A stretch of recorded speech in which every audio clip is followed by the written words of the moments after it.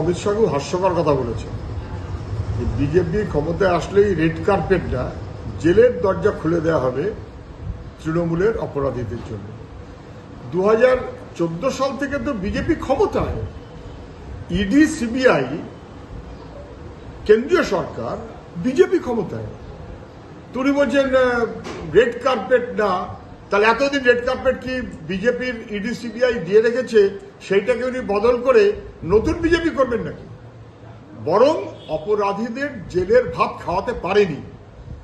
যে অপরাধীদের সভ্য সমাজে থাকবার কথা না, চিটফান্ডের অপরাধী যাদের জেলে যাবার কথা, চিটফান্ডের সবচাইতে বড় বেনিফিশিয়ারি তৃণমূলের নেতারা বলেছিলেন যার জেলে থাকার কথা, তার কোনো ব্যবস্থা করেননি। বলেছিলেন 90 দিনের মধ্যে সব ব্যবস্থা করে দেবেন, অপরাধীদের শাস্তি দেবেন, দেখে নেবেন। অমিত শাহ, মোদী কত নির্বাচনে, কত বছর হয়ে গেল, কিচ্ছু করেননি। বরং তৃণমূল নেতারা বিজেপির সরকার যখন দিল্লিতে, বিজেপির ক্ষমতা যখন ইডি সিবিআইতে, বিজেপির কথায় তখন তৃণমূলের নেতারা রেড কার্পেট পেয়েছেন, জেলের ভাত তাদের খাওয়াতে পারেননি। বামপন্থীরা জেলের ভাত খাওয়াবে, অপরাধীদের শাস্তির ব্যবস্থা করবে, পশ্চিমবাংলাকে চিরতরে দুর্নীতির থেকে মুক্তি দেবে। এটা উত্তরপ্রদেশ অথবা বিহার করতে দেবে না।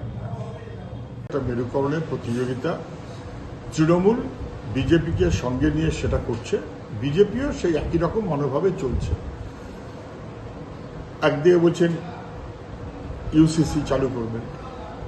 প্রত্যেকটি মানুষের, প্রত্যেকটি সম্প্রদায়ের তার নিজস্ব কত রিচুয়ালস আছে, সেই রিচুয়ালসগুলোকে ভেঙে দেবেন। এই যেটা হয় না, কখনো হয় না, গোটা দেশে কোথায় হয়নি, হবার কথাও না। এবং তার সঙ্গে সঙ্গে শুধুমাত্র এইটুকুই না, কার্যত পশ্চিমবাংলায় মানুষকে বিভ্রান্ত করার প্রচেষ্টা হচ্ছে নানাভাবে। রামনবমী, পশ্চিমবাংলার সমাজ সংস্কৃতিতে রামনবমী ছিল না, হনুমান জয়ন্তী ছিল না। পশ্চিমবাংলার সমাজ সংস্কৃতিতে যা আছে সেগুলো বরাবরই চালু ছিল। সত্যনারায়ণের সিন্নি চালু ছিল, এখনো আছে। লক্ষ্মীর পাঁচালী চালু ছিল, এখনই আছে, সহ নানান উপাচার। সেটা মানুষের বিশ্বাস। কিন্তু মানুষের বিশ্বাসকে সরিয়ে দিয়ে রামনবমীর নাম করে দাপট দেখাবো, এবং সেই দাপটে কম্পিটিশন কে করবে? বিজেপি আর তৃণমূল দুজনে মিলে কম্পিটিশন করবে, এবং তারপর মানুষ বিপর্যস্ত হবে। এটা কখনো বাংলা সংস্কৃতি মেনে নেয়নি, ভবিষ্যতেও মেনে নেবে না।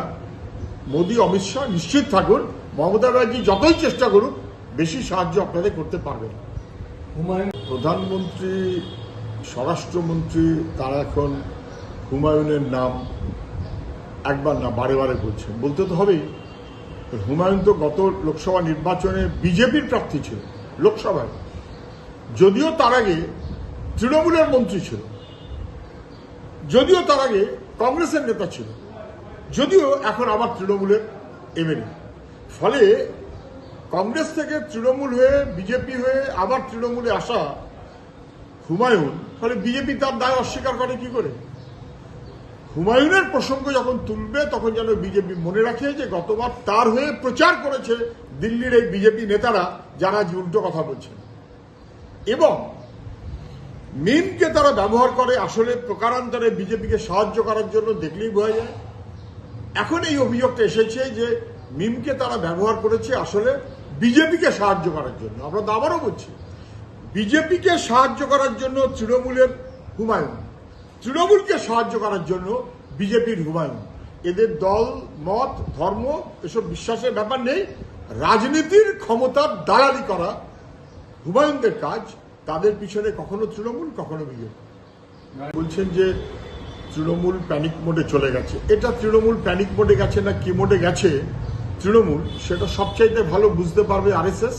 কারণ আরএসএস এর কথায় তৃণমূল চলে, এবং সেইটা প্রকাশ করতে পারে বিজেপি, কারণ আরএসএস এর কথায় বিজেপি চলে। কতদিন প্রকাশ করবে আর কখন ঠিক উল্টো কথা বলবে সেটা ভিন্ন কথা। পশ্চিমবাংলায় আর কিচ্ছু করবে না, শুধু দুর্নীতির দোকান বন্ধ করবে। আরে দুর্নীতির দোকান তো চালু থাকলো।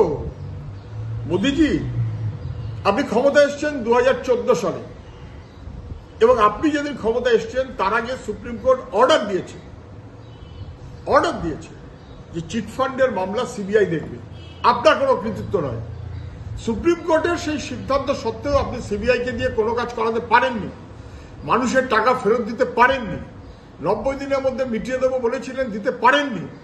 বরং সুদীপ্ত সেন এখন জামিন নিয়ে ঘুরে বেড়াচ্ছে। তৃণমূলে যাবে না বিজেপিতে যাবে আমি বলতে পারবো না। দুর্নীতির বাহিনীকে তৃণমূল থেকে ওয়াশিং মেশিনে বিজেপিতে নিয়ে আসা আর বিজেপি থেকে প্রয়োজন মতন তৃণমূলে ছেড়ে দেওয়া, এই যাদের রাজনীতি, তারা দুর্নীতির বিরুদ্ধে কোনো ফাইট করতে পারে না, পারবে না। মোদিজি বলছেন আলুর চাষের দফারফা করে দিয়েছে মমতা ব্যানার্জি। ঠিক বলেছেন। সেই তৃণমূলকে এতদিন ধরে ভরসা দিয়েছেন কেন? সব জেনে বুঝো। অমিত শাহ একই রকম পাল্টে কথা বলছেন, সব ডেকে দেখে টেকে নেবেন, সব ঠিকঠাক করে দেবেন। পশ্চিমবাংলার কৃষি, শিল্প, বেকারের কাজ তছনছ করে দিয়েছে গোটা ভারতবর্ষের সঙ্গে সঙ্গে পশ্চিমবাংলাটাও মোদী এবং অমিত শাহ। আজকে অমিত শাহ বলছেন 3100 টাকা করবেন ধানের দাম। ওটা কি শুধু পশ্চিমবাংলার জন্য নাকি সাপোর্ট প্রাইস গোটা ভারতবর্ষের জন্য? গোটা ভারতবর্ষের জন্য C2+50 স্বামীনাথন কমিশনের রিপোর্ট, সেই রিপোর্টকে কার্যকরী করেনি দিল্লির সরকার। অথচ ভোটের মুখে এসে অসত্য বলছে, মিথ্যা বলছে। কৃষকের পাশে ভূমি সংস্কারের মনোভাব নিয়ে কৃষককে শক্তি যোগাতে পারে লাল ঝান্ডা। পশ্চিমবাংলার মানুষ তা দেখেছে। কোনো বিজেপি লাগেনি, কোনো তৃণমূল লাগেনি, বরং বিজেপি তৃণমূল তার যে বাহিনী যারা, তারা তখন কৃষক বিরোধী অবস্থানেই বরাবর ছিল। ইডি এবং সিবিআই ধরা পড়ে গেছে যে তারা অপরাধীদের প্রশ্রয় দিচ্ছে। যেহেতু মোদী অমিত শাহ আছে, কিছু কাজ দেখাতে হবে। অতএব এখন নাকি আবার ইডি গেছে পার্থ চ্যাটার্জির বাড়িতে। আরে সে তো কতদিন আগের কথা, সম্ভবত বছর 3-4, একটু আধটু না, 3-4 বছর ধরে তদন্ত শেষ করতে পারলেন না কেন? সে উত্তর কেন? 3-4 বছর ধরে আমাদের যুবক, লেখাপড়া জানা ছেলে মেয়ে, তাদের চাকরির টাকা যারা হজম করেছে বা বদহজম করেছে, তা নিয়ে ব্যবস্থা নিতে পারেননি কেন? ক্যাবিনেটের সিদ্ধান্ত করে দুর্নীতি করা হয়েছিল, ক্যাবিনেটের মাথায় মুখ্যমন্ত্রী, ফিরাদ হাকিমও স্বীকার করেছিলেন, মাথায় মমতা ব্যানার্জি। কোনো ব্যবস্থা নেননি কেন? কোনো ব্যবস্থা নেব না, ভোট যখন আসবে তখন একটু ইডিআই হাজির হবে, ফিরে আসবে, সিবিআই হাজির হবে, ফিরে আসবে।